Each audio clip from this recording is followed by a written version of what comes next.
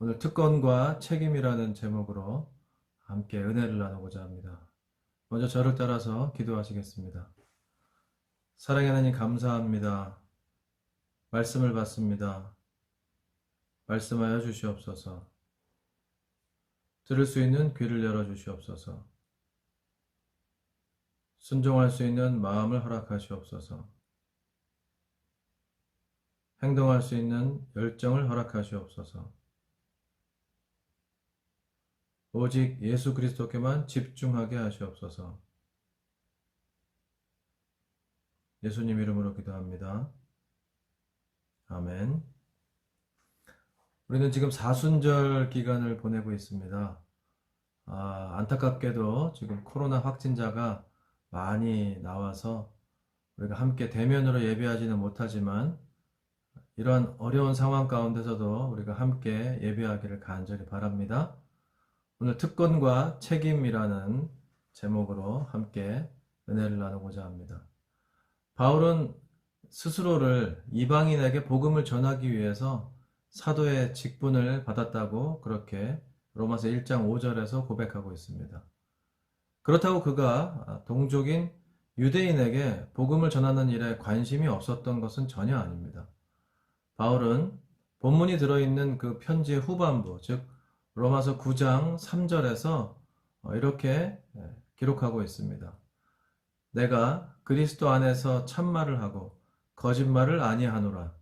나에게 큰 근심이 있는 것과 마음에 그치지 않는 고통이 있는 것을 내 양심이 성령 안에서 나와 더불어 증언하노니 나의 형제 곧 고륙의 친척을 위하여 내 자신이 저주를 받아 그리스도에게서 끊어질지라도 원하는 바로라. 이렇게 할 만큼 아주 뜨거운 그러한 동족애를 가진 사람이었습니다. 그는 어디를 가나 먼저 회당을 찾아가서 유대인들에게 복음을 전하곤 했습니다. 유대인이나 이방인이나 그에게 있어서는 모두 복음을 전할 그 전도의 대상이었고 구원을 받아야 될 그런 구원의 관심 대상이었습니다. 그리고 바울은 앞서서 로마서 1장 16절에서 복음은 모든 믿는 자에게 구원을 주시는 하나님의 능력이 됨이라. 먼저는 유대인에게요. 그리고 헬라인에게로다.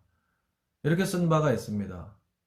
또 로마서 2장 9절에서 11절에는 악을 행하는 각 사람의 영에는 환난과 곤고가 있으리니 먼저는 유대인에게요. 그리고 헬라인에게며 선을 행하는 각 사람에게는 영광과 존귀와 평강이 있으리니 먼저는 유대인에게요. 그리고 헬라인에게라.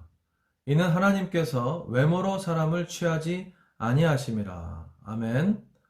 이렇게 고백하고 있습니다. 복음에 의해서 구원받고 예수 그리스도로 인하여서 심판을 받는 데 있어서 유대인이나 이방인이나 근본적으로 아무런 차이가 없음을 바울 사도는 분명하게 오늘 우리에게 말하고 있습니다. 이렇게 유대인들이 구원에 관련해서 어떤 특권의식이나 우월감을 가질 수 없음을 밝힌 바울은 오늘 본문에서는 그 입장을 아주 더욱 강하게 그렇게 표명하고 있는 것을 볼 수 있습니다. 유대인임을 자랑하는 그런 사람들에게 그들 신앙의 실상을 아주 통렬하게 그렇게 비난하면서 참 유대인이 어떠해야 할 것인지를 분명하게 밝히 말해주고 있는 것입니다. 사도 바울이 그렇게 한 것은 자신의 동족에게 복음을 전하려는 근본 목적이 있었기 때문이에요. 유대인들이 예수 그리스도 안에 주어진 그 복음이 아니고 그저 자기들이 자랑하는 그런 율법과 그 행위에 따라서 스스로를 의롭다 여기는 그런 착각 속에서 또는 특권을 누리다가 그런 멸망의 심판에 이르지 않도록 하려는 그런 아주 간절한 심정에서였습니다. 사도 바울은 본문 17절에서 20절에서 유대인들이 갖고 있던 영적인 우월감, 특권의식, 선민의식 이런 것들을 지금 지적하고 있는 것입니다. 그들의 영적 우월감, 특권의식이란 스스로 뭐라고 하는 겁니까? 율법을 의지하며 하나님을 자랑하며 율법의 교훈을 받아서 하나님의 뜻을 알고 지극히 선한 것을 분간하며 맹인의 길을 인도하는 자요 어둠에 있는 자의 빛이요 율법에 있는 지식과 진리의 모본을 가진 자로서 어리석은 자의 교사요 어린아이의 선생이라고 믿는 것이었습니다. 그러나 사도 바울은 이어서 유대인이라는 것 자체가 그러한 영적 우월성, 특권의식을 보장해 주는 것은 아니라고 그렇게 반박하고 있습니다.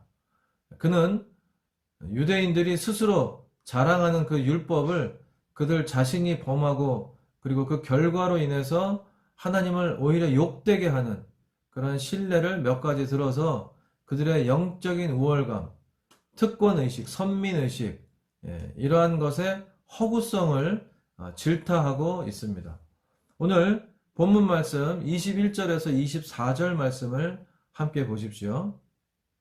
그러면 다른 사람을 가르치는 내가 내 자신은 가르치지 아니하느냐? 도둑질하지 말라 선포하는 내가 도둑질하느냐?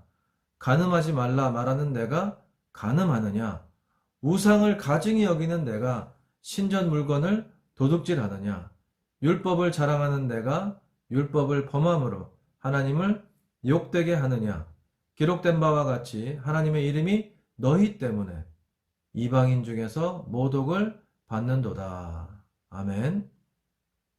이렇게 유대인들의 가지고 있던 그 영적인 우월감, 선민의식, 특별한 그 특권의식의 근거가 아주 허약함을 적시한 이 사도 바울은 그의 비판에 쐐기를 박는 그러한 발언을 합니다. 그것은 유대인들이 하나님의 선택된 백성, 선민으로서의 그 표지로 삼고 있었던 할례를 거론하는 것입니다. 할례를 받았다는 것은 그 자체가 그들의 영적 우월성의 담보가 될 수 없음을 선언하는 것을 우리가 잘 알 수 있습니다. 본문 25절에서 27절 말씀을 함께 읽겠습니다. 시작. 내가 율법을 행하면 할례가 유익하나 만일 율법을 범하면 내 할례는 무할례가 되느니라. 그런즉 무할례자가 율법의 규례를 지키면 그 무할례를 할례와 같이 여길 것이 아니냐.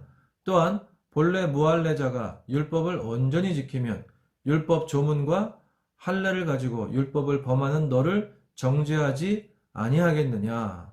아멘.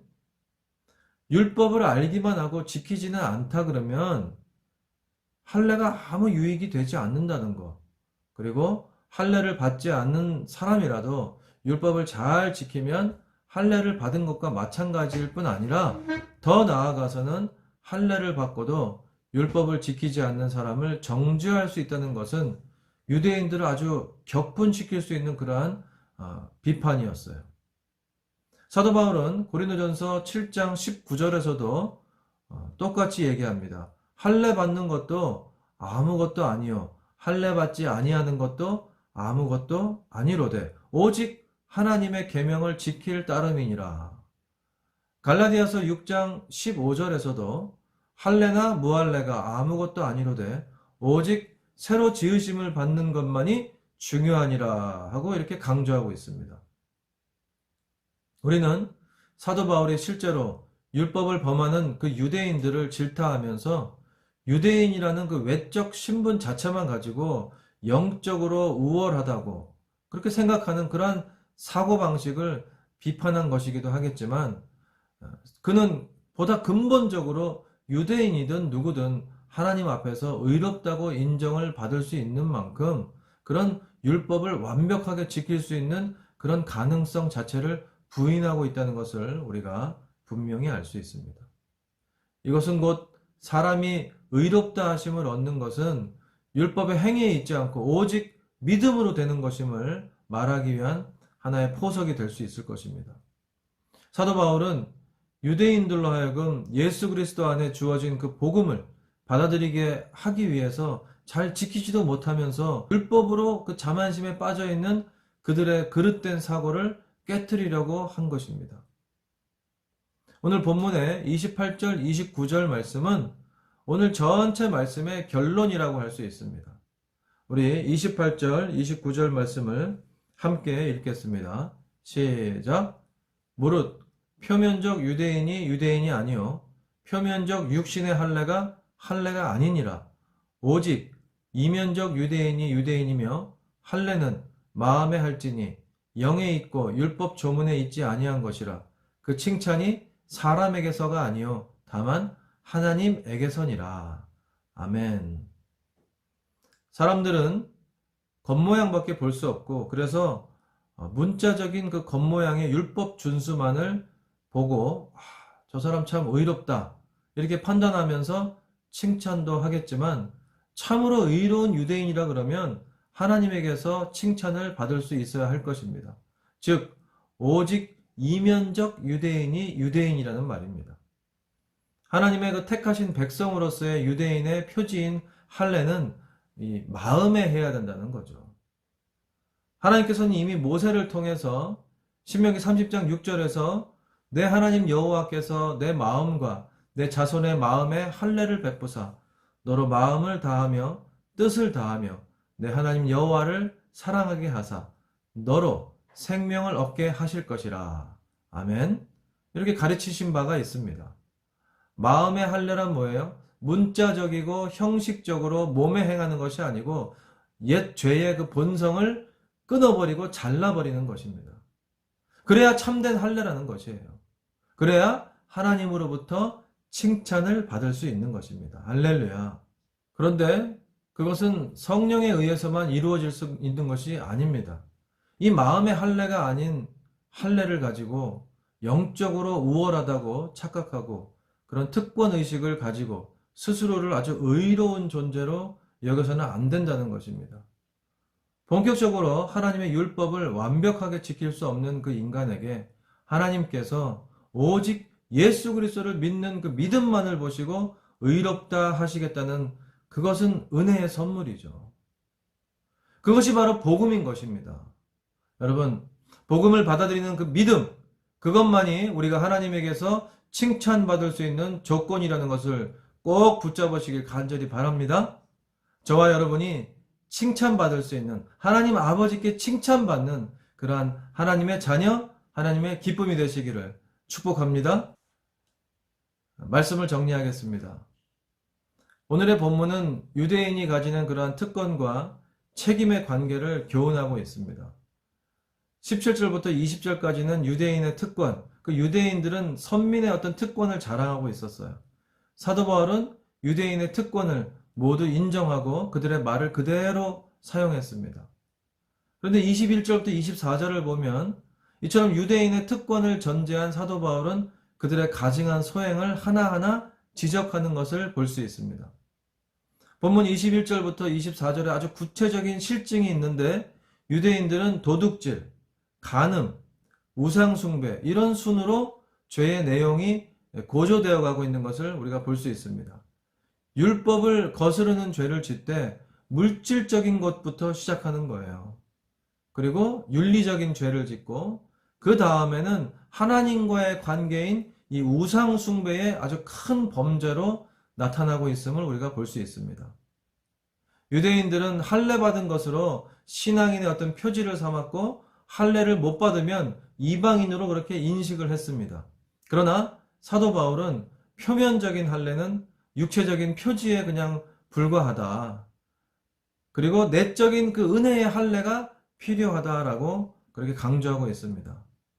여기서 우리는 성도로서 신앙인의 어떤 참된 표지는 뭐예요? 외형적인 변화가 아니라 성령으로 거듭난 그 믿음의 증거가 있어야 함을 오늘 저와 여러분이 잘 깨닫기를 간절히 바랍니다. 특권은 반드시 책임을 수반합니다. 여러분, 우리가 누리는 권리 안에는 반드시 우리가 해야 될 그러한 책임도 있다는 거예요. 우리 성도는 예수 그리스도를 소유한 자로서 그렇게 빛과 소금의 역할을 잘 감당해 나가는 그러한 우리 모두가 될 수 있기를 간절히 바랍니다. 오늘 하루도 승리하시고요. 남은 일주일 동안도 주님과 동행하는, 그래서 정말 먼저 구원받은 자로서 하나님의 기쁨이 되는 그러한 삶을 살아가시기를 축복합니다. 함께 기도하겠습니다. 사랑의 하나님 감사합니다. 우리가 늘 언제나 하나님 우리의 의를 드러내지 않게 하시고 외형적인 그러한 변화가 아니라 성령으로 거듭난 그러한 믿음의 증거가 우리 안에 분명하게 자리 잡을 수 있도록 인도하여 주시옵소서. 우리가 먼저 구원받은 자로서 누리는 그러한 특권이 항상 책임을 수반하고 있다는 것을 잊지 않게 하시고 예수님을 소유한 자로서 빛과 소금의 역할을 잘 감당할 수 있는 그런 우리 모두가 될 수 있도록 함께하여 주시옵소서. 주님 사랑합니다. 늘 언제나 주님의 기쁨이 되기를 간절히 바라고 원하오니 동행하여 주시고 힘 더하여 주시옵소서. 주님께서 같이 할 줄 믿고 감사드리며 예수님 이름으로 간절히 기도하옵나이다. 아멘.